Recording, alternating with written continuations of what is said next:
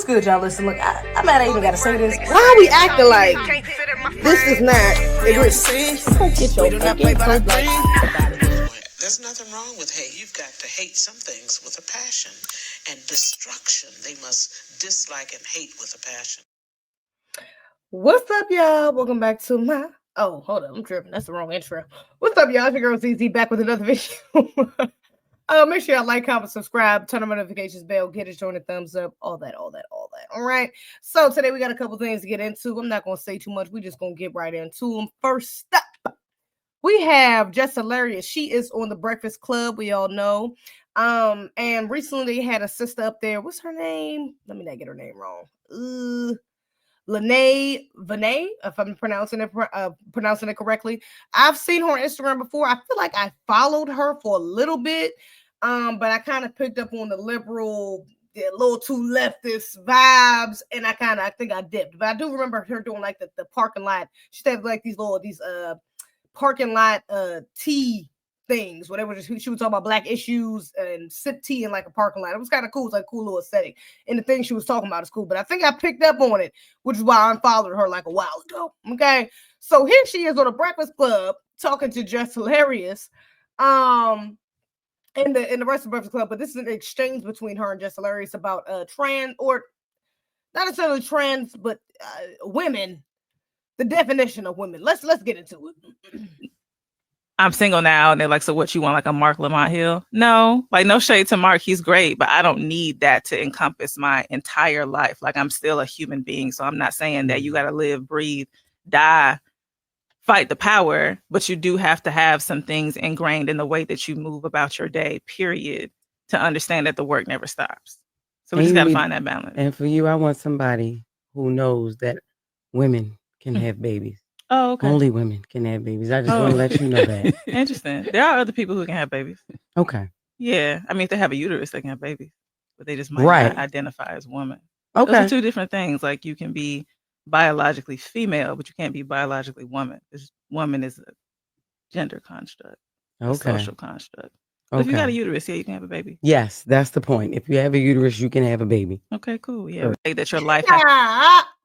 Okay, now I don't know why I just said that specifically. I'm assuming because I think Mark Lamont, I'm pretty sure he said something. I've heard him say something about that as women as well, like that whole, trying to blur or try to confuse the definitions. Well, no, a woman technically is not such thing as a biological woman.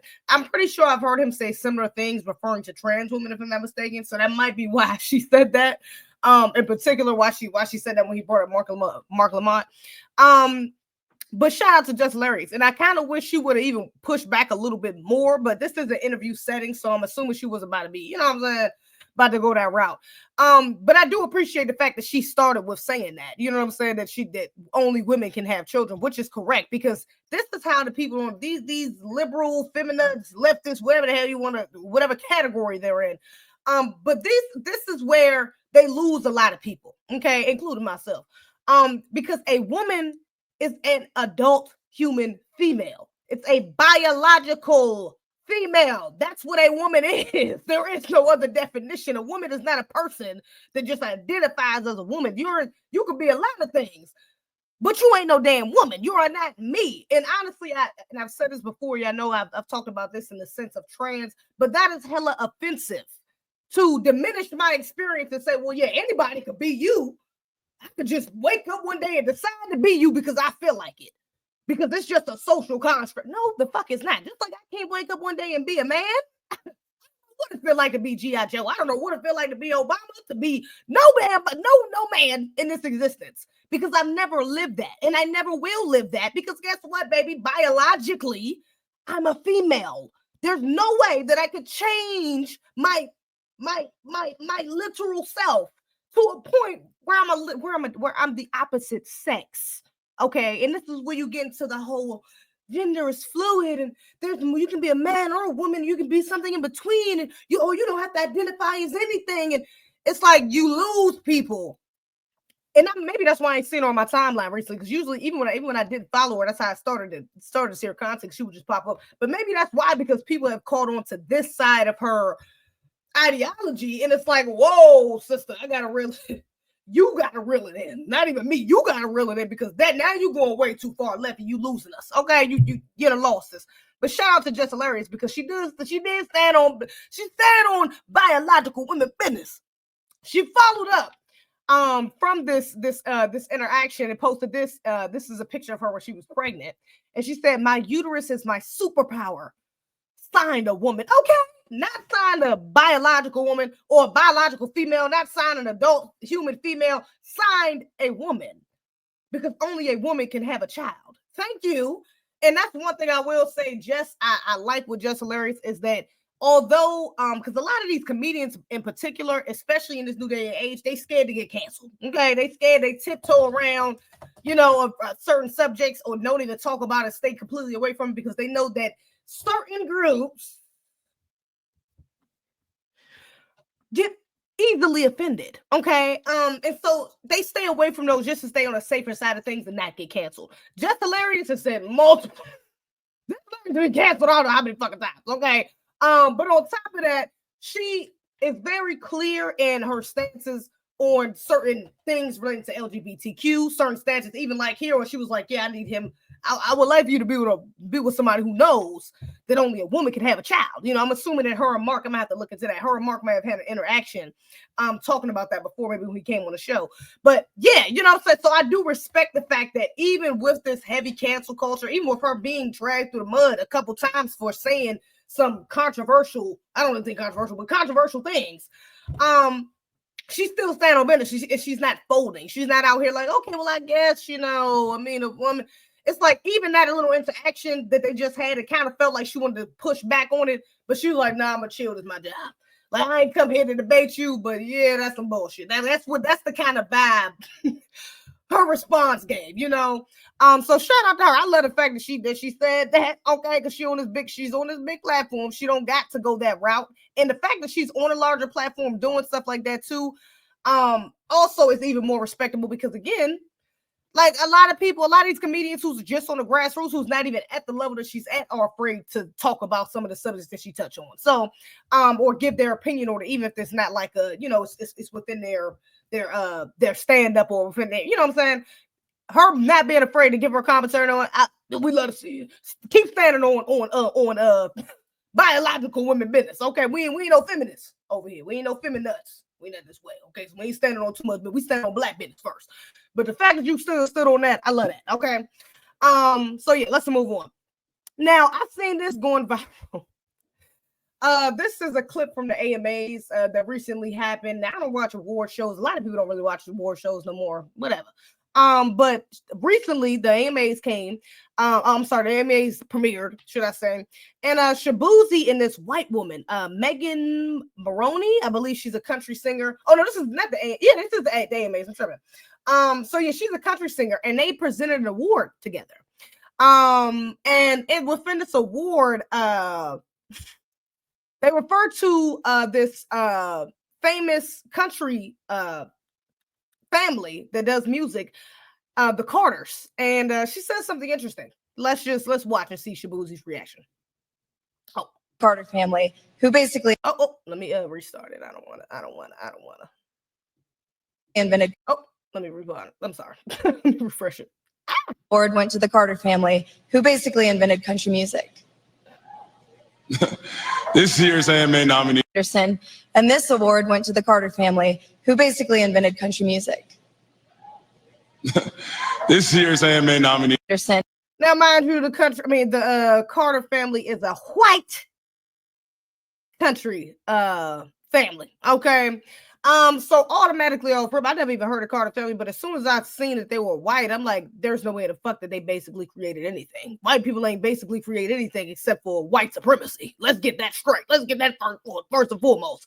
But damn sure within American culture, everything stems from black people, black Americans, specifically foundational black Americans. We created every single cultural aspect of this fucking country. To be honest, anything that you can take away from, anything that you can get positive out of, anything that you actually love stems from Black America or originates in Black America, period. Okay. But especially when we're talking about country music, we're talking about music in general. Black Americans created every form of music, every form of American music. Every form of American music stems from Black American culture, number one. But even outside of that, I'm like, baby, did you miss Sinners? Did Sinners just go over your head? Did you not see the thousands of fucking reviews, TikTok videos? I mean, you're a country artist. There's no way that you ain't at least heard about Sinners. There's no way. And I wouldn't be surprised even if she went to go see Sinners and still would say some ignorant shit like this, because that's just how these people do. But let me see something. Shaboozey actually came out because of that little look he gave her and that kind of scoff he gave her, like, bitch, you serious? He went viral. This clip went viral, and everybody was talking about it. Like, and mind you, let me put this out there: Shaboozey is actually not FBA. That brother ain't even. He's a country music artist, but he's not even FBA. Not fully FBA from what I know. Please leave in the comments if he does have maybe like a half FBA parent, or if he is half FBA or something like that. But from what I know of, he's not FBA. I think he's from Nigeria or something like that. He's African, so I don't think that he's FBA at all. I think he might be first generation. But y'all let me know in the comments. So the fact that he even did that was like okay, he be one. We let it. That was a good little, you know what I'm saying? Because you got to keep it professional. It's not like he could say like no. He could have said no. Kanye probably would have said no. The fuck they didn't. Kanye would have said something like that. But you know what I'm saying? Everybody ain't gonna do. He was in a professional setting. I get it. You know, cameras. He got a script in front of him. He was just like throw it off. Like, why the fuck would she say that? You know what I'm saying? Especially if it was a part of the script, and maybe he just didn't. Maybe, you know what I'm saying? Maybe that wasn't her words specifically. Maybe that was a part of the script. So, which is possible too. You know, we can't put it past the white supremacists that probably won the AMAs. It may have slipped that in there, but he did come out in response. It said the real history of country music is about people coming together despite their differences and embracing and celebrating things to make us alike. When you uncover the true history of country music, you find a story so powerful that it cannot be erased. Absolutely. And shout out to Sinners again, because you cannot erase it. You can't erase it. Let me go ahead and pull up this article just right quick. Because he also said something else. 1 second. I just wanted to get his full quote because he says something about her too. Let me see. He starts off saying, just want to clear something up. My reaction at the AMAs had nothing to do with Megan Maroney. She is an incredibly talented, hardworking artist who does amazing things for country music, and I've got nothing but respect for her. I've seen some hateful comments directed at her today, and that's not what this moment was about. Let's not twist the message. She is amazing. She's amazing and someone who represents the country community in the highest light. Okay, so he wasn't coming for shorty per se, just her ignorance. Let me say that. Hold up, let me continue reading. Okay, then they come in with the embrace and celebrate. Okay, the real history of country music is about people coming together, despite their differences, and embracing and celebrating the things that make us all alike. Let me see. There's another interesting point up here. While the Carter family, this is not Shaboozey, this is the Rolling Stone article that's saying this, but while the Carter family are indeed country pioneers, they are also a perfect case study in the way country history has been whitewashed. Just like so many other parts of American history has been whitewashed. Yes, because how the fuck you get country music without the blues? Right. And where the blues come from? Right. Anyways, much of the Carter family's catalog was made up of songs that patriarch A.P. Carter collected while traveling around what is that? Appalachia? I'm sorry. Often joining Carter on these song scouting trips was a black guitarist named Leslie Riddle. Surprising, not really, because all they do is steal. They can't come up with nothing original again outside of white supremacy. They steal everything. So of course he had a black guitarist with him. They need us. They need our energy. They need our rhythm. They need our flow. They need us. Okay. In order to create something better, something better than what they can outside of themselves. Okay. Who not only helped Carter write down and memorize the songs, but introduced him to black musical traditions like church music and the blues. Again, how do you have country music without the blues? And moreover, gospel. I'm sorry. I'll keep switching back and forth. That further influenced what became known as country music. Riddle also taught AP's bandmate, a sister-in-law, Maybelle Carter, his style of guitar finger picking, which further influenced her famous scratch style of playing Please Miss Me, with white people inventing any damn thing. Can we just be real? These damn people, they're not, especially when it comes to music and good music at that. Look, you can do a little Irish, a little rimmick.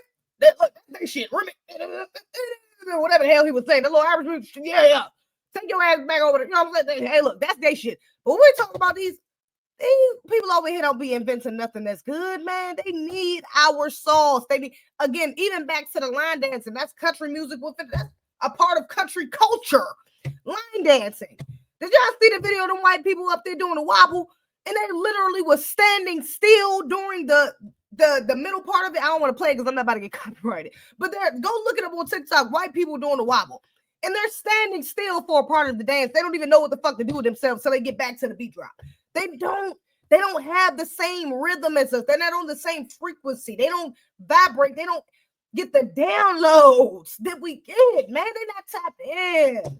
So who's only an ignorant person, a very ignorant, I want to say damn near stupid for you to be an American and not realize this, but very ignorant person or white supremacists would say something out their fucking mouth. Say something like that out their mouth. They basically invented country. What?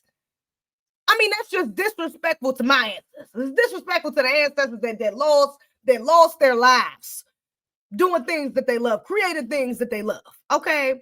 So yeah, let's not. Oh, and had the things that they love stolen from them.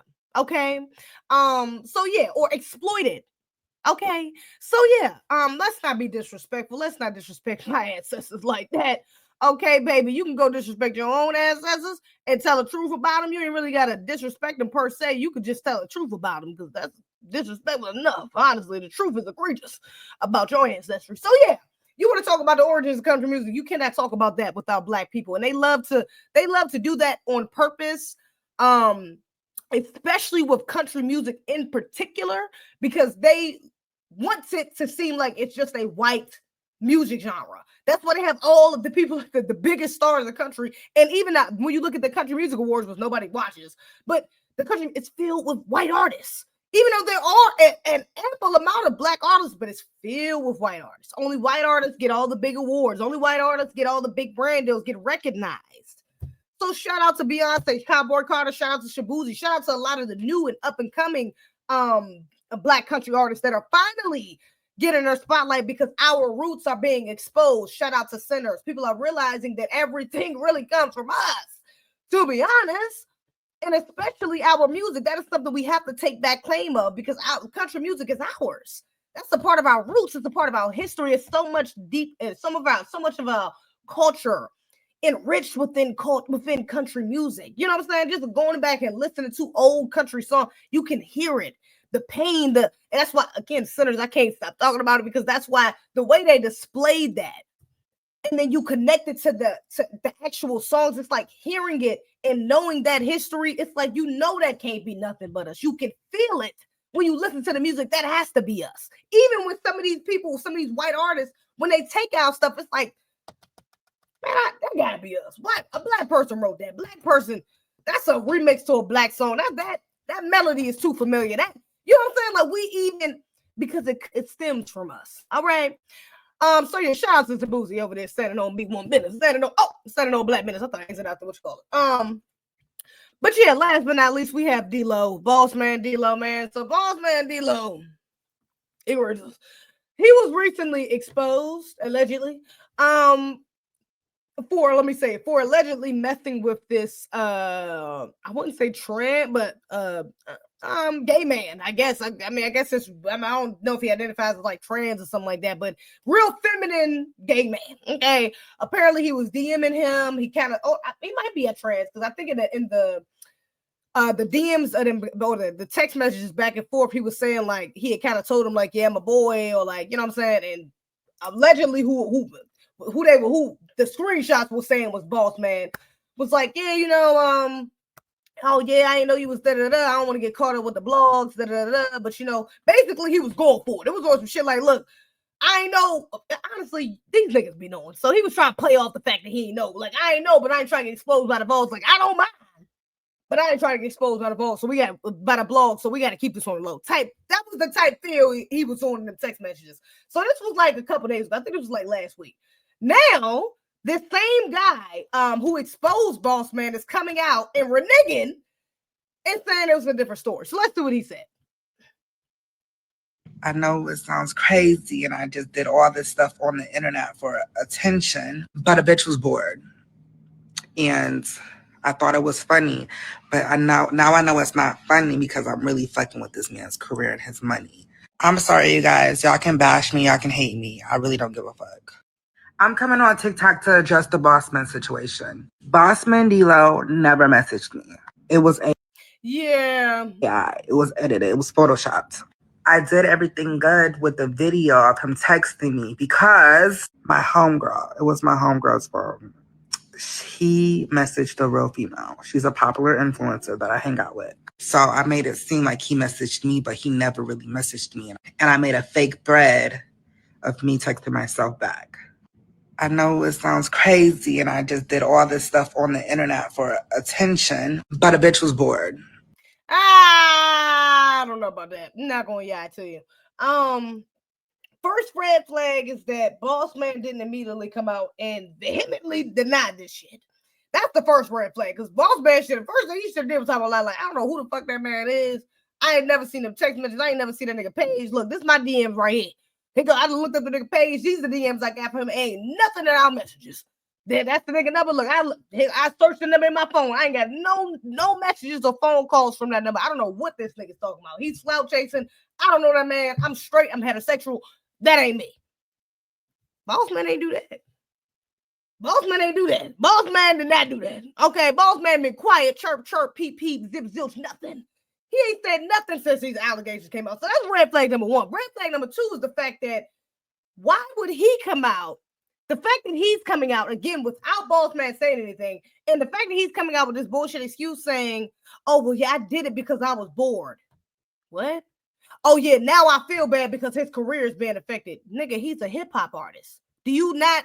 It's not even do. It's not a question. There's no way you don't realize the impact those sort of allegations have on hip-hop artists, period. Especially black men. I mean, black men in general, but especially black men in hip-hop. Why the fuck would you think that this will be funny, okay, a good joke, a kiki? There's no way you just did that just off the strength it was funny. I highly doubt it. So I'm gonna just say, for me, I'm not seeing this, babe. I'm gonna say, for me, I don't think this shit fake. I'm gonna say, for me, I think he might have paid that nigga off to come out and say that. I'm gonna just keep it a bean. I'm gonna say allegedly. But in my humble opinion, what it sounds like is he hit that nigga and say, hey, look, these rumors ain't going nowhere. This shit ain't dying down so quick than I thought it was gonna be. Look, hey, look, I send you 20 bands.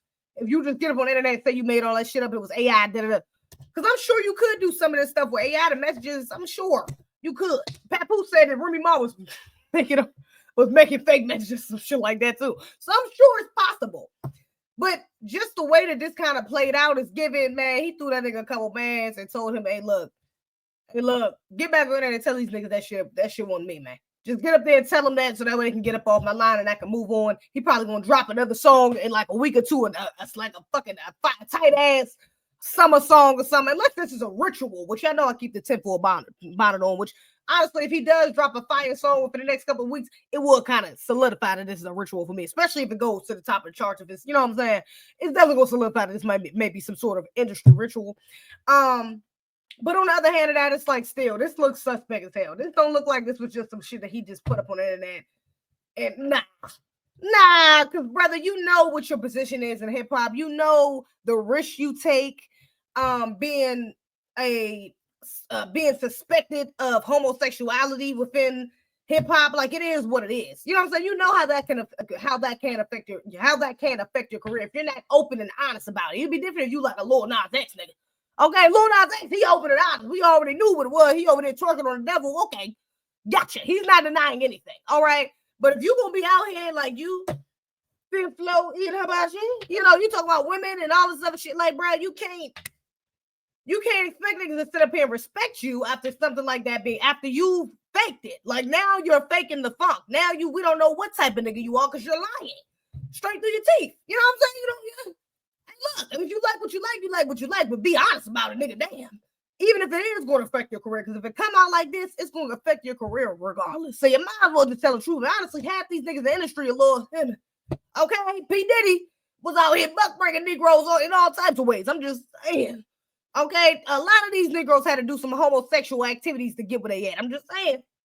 Therefore about it. So, a lot of them ain't too much different from this nigga. So, I mean, ain't too much room to judge from them, but they're going to publicly judge you or publicly isolate or publicly not associate with you because they know how the grassroots is going to respond. We're not going to be receptive to you saying one way, acting, having this whole demeanor, tough demeanor, you did it, and then you over there doing the business or getting bended over. It really don't matter if you doing the business or not. Honestly, it's just, you faking the fuck. Now you don't seem like a real nigga. You're not authentic niggas. You ain't being honest about what you're doing. So yeah. I'm gonna just say it. My humble opinion. Maybe it is fake. I hope it is fake. I hope the nigga telling the truth. We're gonna see how Bossman reacts, and maybe, we'll get a little bit more perspective after that if he says anything about it. But I don't know, man. I'm sorry. Some allegations like this, for him to be a hip hop artist, I just think he would have came out and kind of cleared this shit up before bruh came out. It's giving paid off. But y'all let me know what y'all think in the comments below. Let me know what your thoughts are in the comments below, baby. About all three videos that we went over, baby. Other than that, that's all I got. Make sure y'all follow me on the gram, follow me on Twitter. On X, follow me on TikTok. Everything is in the description below. I appreciate you in advance. Other than that, baby, that's all I got. I'm gonna catch y'all on the next one. Peace and be one. We do not play, but I green. You fuck with the team. Might find your West in the creek. We crossing our T's. We don't never miss a beat.